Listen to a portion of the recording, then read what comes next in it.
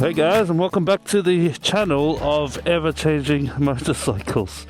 So I thought I'd do a bit of a random sort of normal old school vlog. I've never been a fan of just like sitting on the bike and just talking crap, but I thought I'd give you guys a bit of an update this week and kind of show you around my new to me Triumph Bonneville. You would have seen it on my previous video where I changed the exhausts.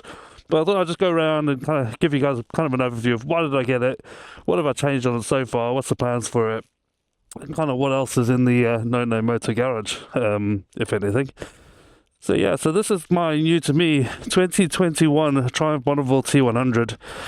It's got just over 6,000 miles on the clock, and to be honest with you, I wasn't looking, if you remember one of my previous videos, I was looking at like a small adventure or scrambler type bike to coincide or go along with the GB.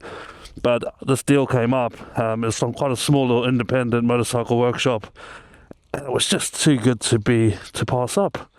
You'll know that I think recently I had a 2017 T100. Now, one of the reasons why I sold it is I wanted to turn it into a bit of a scrambler, but also I found it a little bit too old school. Now, what I really like is I think since 2020 or 2021, they started to black out the engine casings. So this bike is a lot more blacked out. It doesn't have the chrome wheels either. It's got black wheels, which is great. And I actually really like the style. So it's a good base for what I want to do to this. And the fact that I've already started customizing this bike kind of shows to me already. And I know, famous last words, this bike's a keeper. So yeah, so I thought I'd just walk around the bike and just kind of show you. So when I bought it was pretty much bone stock. So the first thing you'll know that I've done is I've changed obviously the exhaust and put the Jupiter 2 tips on. I do hope one day I probably will get an actual exhaust slip-on cans, either from British Customs or Hitchcock's, when the wallet allows. But at the moment, that's kind of what I'm going for. Another thing I'm quite pleased with is I got these new side covers with the little air vents. I got these on Aliexpress for like £35, which I think is so cheap, considering the equivalent for Motone, I think it's like nearly £100. So that's a pretty good deal, and I quite like them. I think it finishes off the bike. It's much nicer than the standard. Going around the front, the bike already came with a short mudguard, which feels like it's aluminium. I think that is a Motone short mudguard, so the bike came with that, which is fantastic because that's something I would have bought anyway. So quite happy with that. So we'll keep that there. Quite nice. Nothing much around the front. But I did change the levers. So I've changed the stock levers to the Tech Bike Parts long brake levers for the T100, and I think it just looks quite nice. The only thing I don't like with the Tech is I wish they didn't put the logo on them, but you know what? I've had these bars, I've had these on 3 different bikes, and I think the quality is excellent, so I'm happy to put up with that. It's not the end of the world. I'm thinking, let me know what you guys think. Think about getting a headlight grille. You know, the Triumph one with the little triangle that's cut out. I'm not too sure on that one yet. As you can see, I ride a lot around the countryside. I've already got a lot of bugs on the light.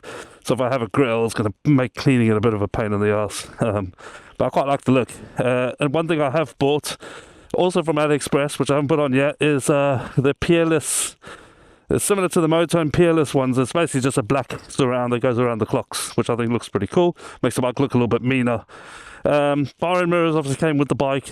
I think these are just no-name bar and mirrors. I think they're just from like Amazon or something. I'm not sure. They're definitely not Triumph branded ones. Obviously, I got my quad lock there in the middle with the quad lock arm. Always have that on, and that's a wireless charger, and that's plugged straight into the battery. And then another thing I did change. This is actually the third seat I've gone through for this bike. So it came with the standard black. I'll stick some pictures in. The standard black seat with like the white trim. Didn't quite like it, so I actually found on eBay for a pretty good deal the same seat but in brown.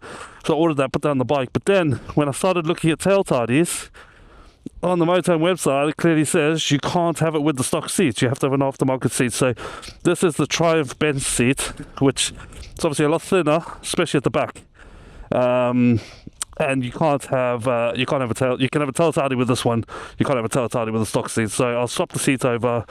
I'll sell the other two things. So anything left for me to do? Oh, and I went for controversial, a little bit of a smaller number plate. I didn't go stupid small, but once I have the tail tidy on, I think that small number plate will suit the bike quite well. So yeah, this is my T100. Oh yeah, final thing. It's got this Motone petrol cap, just a screw cap, which I really like. Again, it's something I would have bought myself, so yeah, quite happy with that. I think she's looking lovely the way she is. The rear mudguard, I mean, I do have the Triumph official LED indicators to go on both front and back, so I might swap those over. And at the moment I'm kind of in two minds about the rear mudguard, whether I go for tail tidy. I know it really cleans up the bike and makes the front of the bike look a lot chunkier and sort of a lot nicer.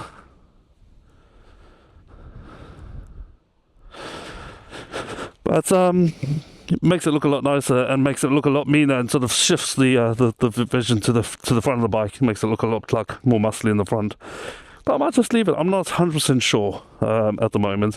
Obviously, it has a part to play in terms of weather protection. And now we all know once you put a tail tidy on and you're out in the rain, obviously anything kicks up. So those of you who never ask, I thought I'd just do a quick gear check. So these gloves, Akin Moto from Australia. Now, I've always liked Akin Moto gloves all the way from Australia. I've always quite liked their gear. It looks super cool. It doesn't look like bike gear, which is what I quite like. But I really want to order one of their jackets, but the problem is obviously coming all the way from Australia. If you get the size wrong, you can't just return it. So I thought, well, first of all, I just wanted to try the quality. I mean, obviously the reviews are great, but so I ordered just a pair of their gloves. They were on offer. I think they were about £30, shipped all the way. It arrived in a week from Australia. I'm quite impressed with that. So I thought I'd get those. Absolutely loving them. They're like a mid-season glove. I can ride them down to like maybe 5 degrees and up. Any colder than that, so you need proper winter gloves. I've got the Spada Joe jacket, AA rated, £169. You can get on offer. I think I got it for about £139. Super good value. And again, this kind of is similar to the Akin Moto jacket that they do, where it just looks like a normal sort of winter jacket that you'd wear. So when you get off the bike, you don't look like an Eskimo. I'm not a big fan of the Teletubby look, so I've never been a big fan of like full-on textiles. I've got the Bullets jeans, and I've got the John Doe. Oh, lovely! Look at that. And I've got the John Doe ones, which you can't really see. John Doe 1 trainers, which are I've had for a long time now. They don't age particularly well. The soles have gone a bit yellow. But to be honest, they're super comfy. They've got the zip down the sides, so it just makes it super easy to put on. And then my new to me, the Showy Glam Star in white. I like white helmets because they stick out a bit more. Although black would obviously suit in terms of what I'm wearing, I think white also does. With the dark tinted visor, I think it looks pretty cool. Anyways, yeah, this helmet I've only had for 2 or 3 weeks, and I'm actually loving it. I've always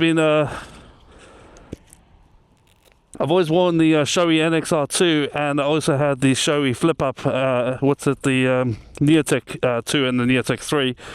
And although I love flip up helmets, I actually sold them. I just found them a little bit too heavy, especially sort of like just the kind of riding that I do just around local lanes. They're sort of more for touring, I guess. So yeah, I thought I'd change that.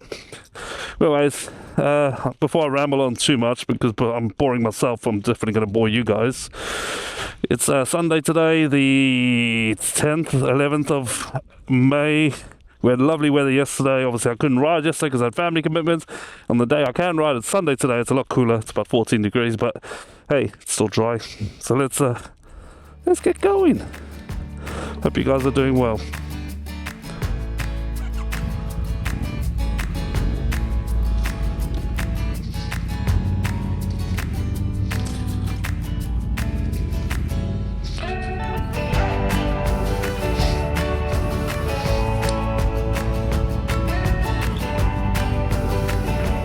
Alright, so just want to say a massive thank you to everybody who subscribed recently. So obviously a couple months ago I hit 1,000 subscribers, which is great, which means you can monetize the channel now. Don't get me wrong, I haven't made any money, hardly anything. It just goes to show all the people that say you're not going to make money on YouTube is true. But you know what, if it pays for my fuel, and I'm quite happy about that. I would do this anyway. I'm quite enjoying this whole vlogging thing. It's just teaching me a new skill, so I'm quite enjoying that. So I would have done it anyway. So to get a little bit of money, even if it just pays for fuel or buys me the odd camera, I'm quite happy with that. And we'll keep going. yeah, so thanks to everybody who's joined recently. So what's been happening in the garage? Well, this has been a few weeks since my last GB video, and I know you guys are going to laugh at me, but the GB's gone again. This time for real.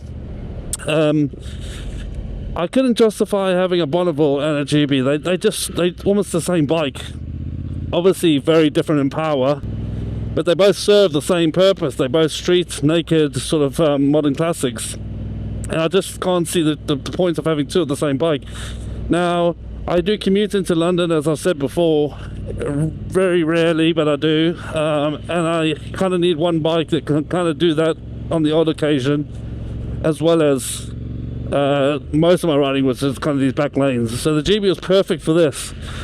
But as we go into summer, and I'll be definitely going into the office a bit more, and sometimes visiting customers, when I was heading down the A1 and also parts of the M1 to get into London, obviously that bike is really struggling at 70 miles an hour, and I didn't feel unsafe, but it just doesn't leave you much left in the tank should something happen to get yourself out of trouble. And there were a few occasions where I could have done with an extra power just to accelerate out of a potential incident. So yeah, so I decided, and then this bike just happened to come up. It just popped up on, I've got like a notification on eBay which basically tells me like whenever a new bike in this category, so I have like some save settings, and this just popped up, and I absolutely love the look of it, and I kind of sat on it for a couple of days and said to myself, no, don't need to change now. And in the end, I decided to pull the trigger, and I sold the GB, sold it privately to an older gentleman in his 50s, who was absolutely stoked to buy it off me. I think he got a good deal, I got a good deal, everybody was happy. So yeah, so now it's just this one T100 sitting in the garage for now. And this kind of suits my knee quite well, because this is just as relaxed, if not more relaxed, than the GB. Yes, it is heavier, but that's why I'm on this mission to kind of lighten this bike a bit, but it's never going to be as light as the GB was. But 60 horsepower versus 20.7 horsepower, yeah, does make quite a difference. So yeah, so I still really like the idea of having an adventure bike. I like the idea of messing around a little bit off-road on some of the green lanes. So we have some green lanes around here. I don't know where they all are. It's a bit of a dark art knowing where all the green lanes are, and I know you can get maps and you can subscribe to I can't remember the name of it, but basically you get given all the sort of off-road maps. And I quite like the idea of just messing around off-road, so I'm kind of thinking like what could go alongside. And now I know I've mentioned this in the past, so I was looking at bikes like the Himalayan 450, the new BMW F450, even the CF Moto. A lot of people in my last video said CF Moto 450. Now I agree with what one commenter said. I don't know if I'd be able to buy a new one, because I don't trust it enough yet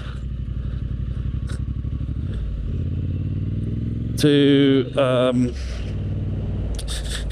yeah, because it hasn't been around long enough, I guess, and I'm seeing some people put some big mileages on with no issues. So, and I know the resale value is going to be very poor, so I know that if you buy it brand new, you're going to lose a lot more money than you would on a equivalent, I don't know, Royal Enfield or BMW or whatever else you go for. So yeah, but I was thinking, but somebody said, well, why don't you pick up a second-hand one, because then they've already lost all the money and you can get good deals. And actually, so I have been keeping an eye, and if one does pop up and it's cheap enough, it might just be worth the punt. You save a bit of money versus the more established sort of Royal Enfields, BMWs. Well, BMW hasn't come out yet, so yeah. So also I'm thinking, is Triumph going to release using the 400cc single platform that they've got in the Scrambler, the Speed, the Thruxton? Oh God, where does it end? Which way are we going to go? Right, yeah. Are they going to release like a Tiger 400? Now that would be an interesting proposition. I've already owned the Speed 400, so I know that's quite fun. So that engine, although it's a bit spinny, a bit vibey, in a Tiger could be quite interesting as a little mini adventure bike that would definitely rival the likes of the Royal Enfield and even the CF Moto. So that'd be an interesting one. So yeah guys, this is my new to me 2021 Triumph Bonneville T100. I love it to bits. The fact that I'm already customizing it, which I've held off on previous bikes, goes to show that actually I think this one's going to be a key one. What I'm trying to do is, the Bonneville's a bit of an old man's bike now. I might get slated in the comments, but I quite like the old style, but I want to just make it slightly more modern. So like a mixture, so like an in-between. So because I couldn't own my Speed Twin anymore because I couldn't ride it because of my knee, I'm basically turning this bike into a halfway house. Okay, obviously it hasn't got the 1200cc engine. I suppose you can compare it more to the Speed Twin 900, but I'm going for like a halfway house. So the Bonneville's ergonomics, but kind of going for the Speed Twin's looks. So a middle ground, so more comfortable, better to ride for me. But still has some more classic lines, dual clocks, which is obviously fantastic. So that's kind of what I'm going for. So when you see me upgrading, that's kind of what the look I'm going for. But anyways guys, appreciate you guys hanging out. So this is a bit of a waffly one, don't know what I'm going to call this. Everybody who's made it this far, if you haven't already, please do subscribe and like, and there'll be more videos in the future. But anyways, I appreciate all you guys just, you know, taking your time. You don't have to watch my videos, you can watch, there's so many other videos to watch. So if you're choosing to watch my videos and you're on board to death by them, I really appreciate it. And I'll catch you guys on the next one.